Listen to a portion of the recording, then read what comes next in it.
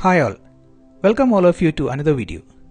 Today we will discuss about what is procure to pay or P2P cycle. Procure to pay is an end-to-end process which covers all the steps from initiation to the requirements by an user or a department till the payment to the supplier. This includes creation of a requisition and approval of a purchase requisition, purchase order creation and submission to the supplier, receipts of goods or services by the company, an invoice submission by the supplier, and finally the payment to the supplier. Now we will look into each of these steps little bit more in detail. A requisition is an internal process where an employee or a department requests approval to order goods or services to maintain their business operations. A requisition is prepared in triplicate. The original copy is sent to the purchasing department, the second is retained by the storekeeper or executive who is initiating a purchase requisition, and the third copy is sent to the costing department. Purchase requisition contains particulars regarding quality and quantity of material, material specifications if any, and the date by which purchase of materials are required. The purchase requisition approval process is used to request approval for purchasing goods or services.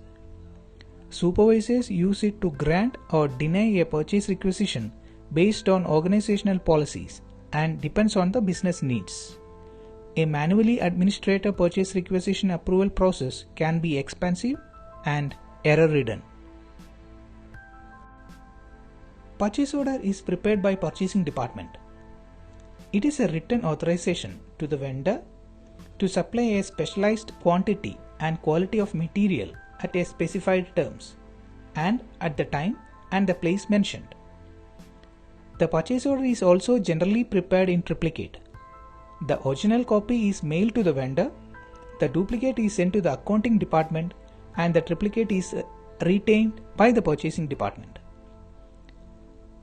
Some concerns prepare 5 copies of purchase orders. The 4th and 5th copies of the purchase order are sent to the storekeeper and the receiving department, respectively.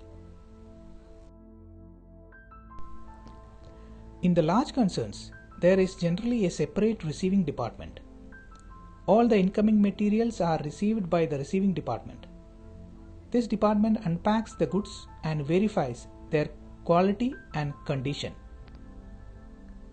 The quantity is checked against the copy of purchase order and the supplier's advice note, which is normally received along with the goods.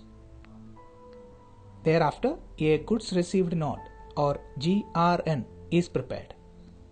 Goods received note is also prepared in triplicate.